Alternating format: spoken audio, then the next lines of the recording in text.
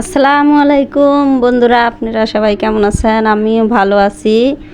এই যে আমি এখন পুঁই শাক দিয়ে ইলিশ মাছ চচ্চড়ি করব। পুঁই শাক দিয়ে ইলিশ মাছ চচ্চড়ি করব। এই যে পুঁই শাক কাটে নিচ্ছি, এই যে দেখেন পুঁই শাক আর ইলিশ মাছ, বুঝছেন বন্ধুরা? এই যে পুঁই শাক, এই যে পেঁয়াজ মরিচ কাটা, পেঁয়াজ মরিচ রসুন, এগুলো শাক তো সেই জন্যই এটা দুটি রসুন দেওয়া লাগবে। এই যে কাঁঠালের বিচিও দিছি, এই যে কুটা কাটি, এই যে দেখেন কুটা কাটি, এই যে আলু দিয়ে কাঁঠালের বিচি দিয়ে পুঁই শাক দিয়ে এটা দিয়ে আমি ইলিশ মাছ দিয়ে চচ্চড়ি করবো। চচ্চড়িটুকু যে স্বাদ হয়, সেই স্বাদ হয়। এই যে দেখেন আমার কুটা কাটি ধোয়া মোহা যখন সব শেষ, এই যে এখন মাহায়া দেবো। আমাদের পাবনার গ্রামে চচ্চড়ি এখন কোন দেশে কী কয় জানি না, আমাদের পাবনার গ্রামে আমরা চচ্চড়িই কই। এখনকার ঢাকা শহরের মানুষ হলো না দে জোল না দে, আমরা জোল না দিনে চচ্চড়ি। এই যে পেঁয়াজ দেওয়া হয়েছে, রসুন দেওয়া হয়েছে, কাঁচামরিচ দেওয়া হয়েছে, কয়টা আস্ত জিরে দিয়ে দিবেন কয়টা, এই যে হলুদের গুঁড়ে, ধনিয়ার গুঁড়ে, এগুলো এই যে সব, এই যে লবণ, এগুলো দিয়ে দেওয়া হচ্ছে, দিয়ে ভালো করে মাহায় নেবেন। ভালো করে মাহায় সাইডে দেখেন কীভাবে মাহায়, এইভাবে দেখে দেখে আপনারা একদিন খায় দেখেন, ভালো লাগবে।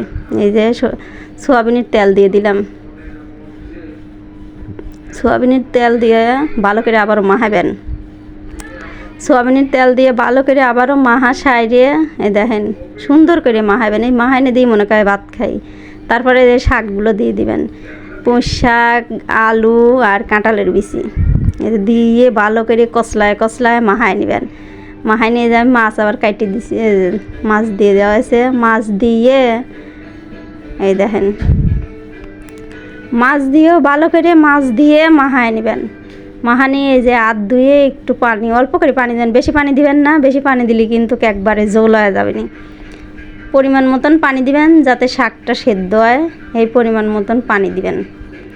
পানি দিয়ে যে এখন আমি চুলায় চড়াই দিছি, তারপরে ডাকনা দিয়ে ডেহি দিবেন। ডাকনা দিয়ে ডেহি যতবেলা বলক না আসবে এতবেলা জাল দিবেন। তারপরে এই যে বলক এসে গেছে, এই যে দেখেন আর তরকারির কালারটা দেখেন। আমি আর একটু লাড়াচাড়া করে দিচ্ছি যাতে আলু আর কাঁঠালের বিচি যাতে সেদ্ধ হয় আর মাছের ভিতরে যাতে জাল লবণ ঢোকে। ডেহি দিছিলাম, এই যে আবারও দেখেন এই যে কত সুন্দর হয়েছে, যে আবারও ডেহি দিলাম। ডেহি দিয়ে এই যে দেখেন আমার চচ্চড়ি খুব সুন্দর হয়েছে, চচ্চড়িটুক স্বাদ হয়েছে। এই যে আমি এখন খাবো, আলু ভাজি নিছি, ভাত আর শসা। আমি এই যে এখন এই যে দেখেন চচ্চড়িটুক এত স্বাদ হয়েছিল সেদিন, সেই স্বাদ হয়েছিল, এত স্বাদ। বন্ধুরা ভালো লাগলে লাইক কমেন্ট শেয়ার আর সাবস্ক্রাইব করে রাখবেন, আর আমার জন্য দোয়া করবেন, আমার পাশে থাকবেন আপনারা, আমি যেন আপনি ঘরে ভালো ভালো ভিডিও বানায় দেখাতে পারি।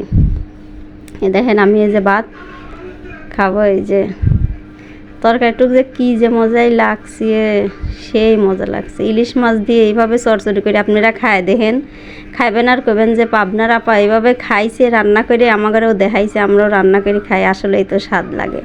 ইলিশ মাছ দিয়ে এইভাবে চচ্চড়ি করে খালে আসলে মজা লাগে। ভালো লাগলে লাইক কমেন্ট শেয়ার আর সাবস্ক্রাইব করে রাখবেন।